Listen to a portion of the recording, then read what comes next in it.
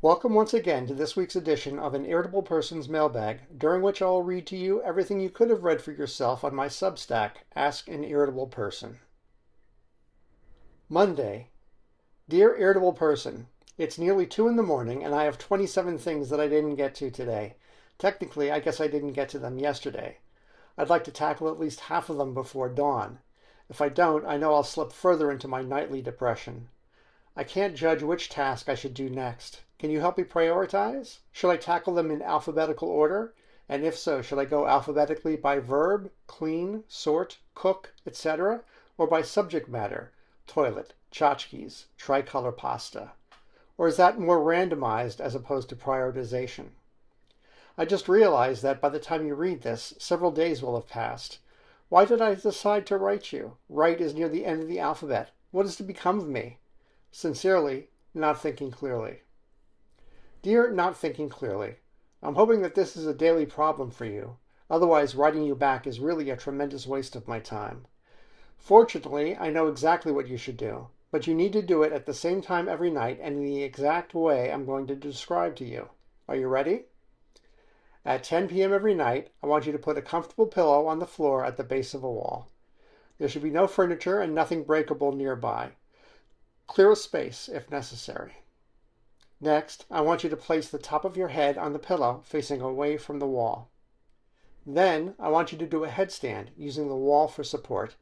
Lean on the wall as much as you need to stay upright, and as all the blood in your body rushes to your head, I want you to keep repeating to yourself, I'm turning my frown upside down.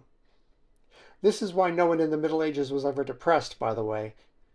The old cures really were the best cures. Eventually, you'll start to feel better. I think the medical term is giddy, or dizziness, or brain hemorrhage. You might want to scatter several pillows around in case you come out of the headstand awkwardly when you pass out. Once you're back on your feet, just keep repeating to yourself, I'm turning my frown upside down. Drain your bladder, go to bed, and stay there till dawn. Next day, every time you start to worry, just keep repeating that little mantra to yourself. If you live alone, you may not get much done, but you'll feel better. If you live with other people, they will eventually call for the men with the butterfly nets. Either way, your worries will be over. You're welcome. Irritable Person. P.S. Actually, my Zoom apothecary has advised me that you can skip the headstand. You don't need to be that literal about the turn your smile upside down thing, especially if you're elderly or suffer from a diagnosed or undiagnosed cardiovascular condition, or have lungs. Tuesday.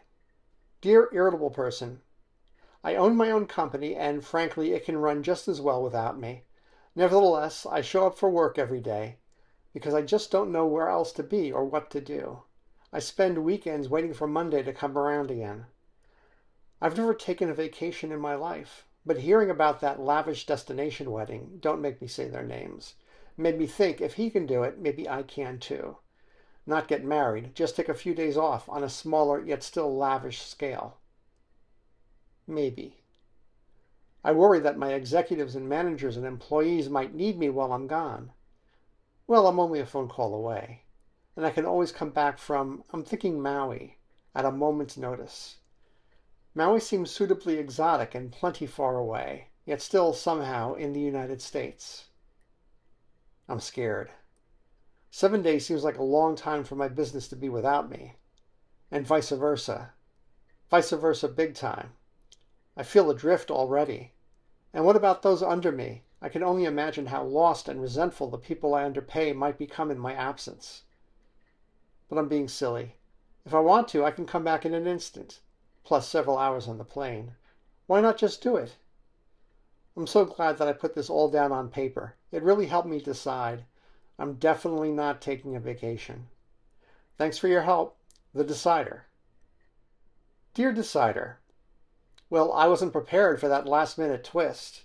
I felt sure you were going to spend a week on Maui and then decide to keep traveling around the world until... No, I didn't. I didn't think that at all. I knew 4 paragraphs into your letter, just 4 short paragraphs, and that includes that one-word paragraph, that you weren't going anywhere. Lots of people never go on vacation, or if they go on vacation, they do a staycation during which they catch up on their laundry and paint their garage. You know what they call those people? Unhappy. Your letter depressed the shit out of me, so now I'm taking a vacation. A real one. From you. In honor of you, the decider, I'll call it a week's vacation. And even though the only thing I feel the need to escape from is you people, I might actually go somewhere.